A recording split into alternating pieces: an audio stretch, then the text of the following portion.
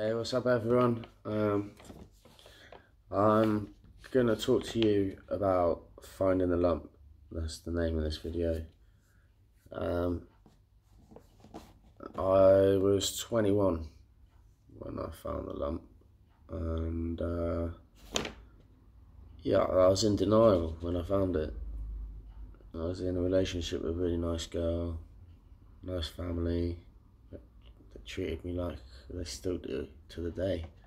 They treated me like I was part of the family. It was lovely, and yeah, I was really happy. I found this lump one day. I was in the morning having a bit of a scratch and that, and a bit of a adjustment like we do, and I felt something like about the size of a BB. It was actually attached to my testicle, like a bit like a wart growing off my testicle under the skin, and yeah, I hid it for maybe 2-3 weeks, maybe 4. Then I finally told my partner, and she said that you need to go to the doctors and get it checked. It's probably nothing, but you need to get it checked. So I booked the doctor's appointment. I go to the doctors, and my doctor had to have a feel, which I think that's probably one part that a lot of people worry about. It's like having to go and get groped by someone. But if you think you've got a lump, you need to go to the doctor and get it checked. Like, seriously.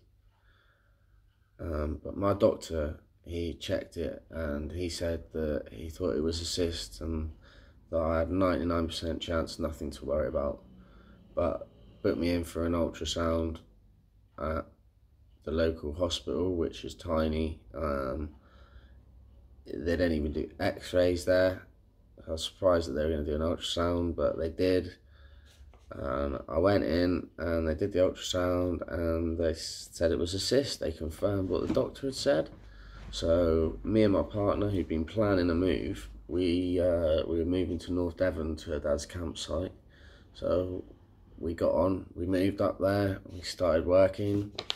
Week into work, I get a letter for an emergency ultrasound at Torbay Hospital, which was the main hospital near where our town was that we'd moved from. Anyway, I just brushed it off, thinking I've already got my diagnosis. Like, I've got a cyst. Why go to this other ultrasound? Why take the time off work? But again, my partner, she's awesome, like, because I wouldn't have done this. She made me go again, and I went to that one, and I was expecting to just be like the first one. It was like a bit of a different feeling, but anyway, I went in and pulled my trousers down. Another guy's gonna have a go looking at my bits, and he starts doing the ultrasound, and he tells me if I look over on the screen, there's my tumour. I'm like, well, what tumour, mate? Nah, you've got it wrong, mate. I've got a cyst. And he just freaked right out, and he actually left the room, and 4 doctors came in and asked me to come with them. So I had to clean myself up, pull my trousers up, walk into another little room with them, and they started talking to me about what was going to happen, how they could deal with it and stuff. And for me, it was like they were talking another language. I couldn't understand a word they were saying. It was like I had my fingers in my ears. I couldn't understand what they were saying. I couldn't hear it properly. I was just in shock. They gave me all these leaflets to take home, which I'm glad they did, because I didn't hear a word of what they said.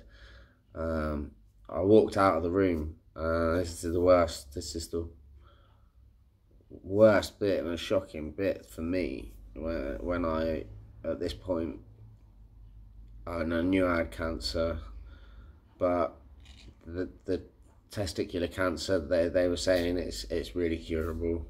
So it was high hopes of getting over it. And I remember my mum saying, "So what did they say?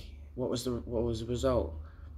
And she was thinking that it was going to be fine. We were all, but I turned around and, oh, sorry, I dropped something.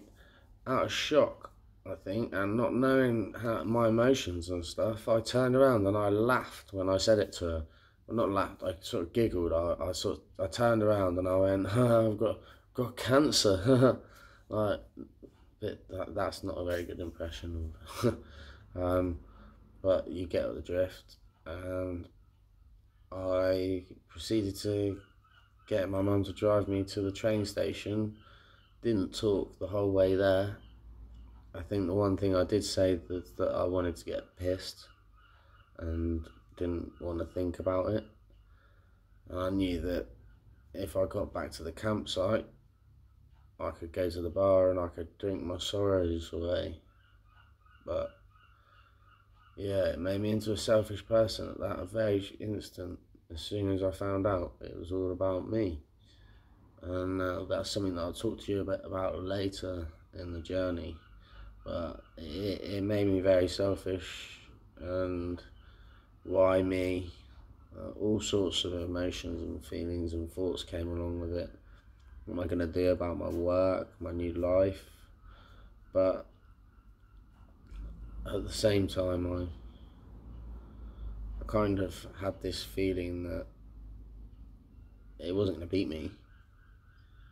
And yeah, I think I'll leave it there for today. Tomorrow we'll get into the next bit, finding out about treatment. Right? Be positive, people. You can do this.